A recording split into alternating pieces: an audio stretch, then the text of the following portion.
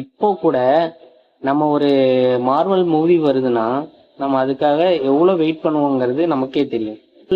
Marvel and DC இதுக்குன்னு தனியா fan பேஸே இருக்குது. அதையே வந்து யார் சொன்னாலும் சரி, யார் இது பண்ணாலும் சரி, அவங்க வந்து ஏத்துப்பாங்க. அந்த டைரக்டர் கூட அவ்வளோ டீகோட் பண்ணியிருப்பாரான்னு தெரியல.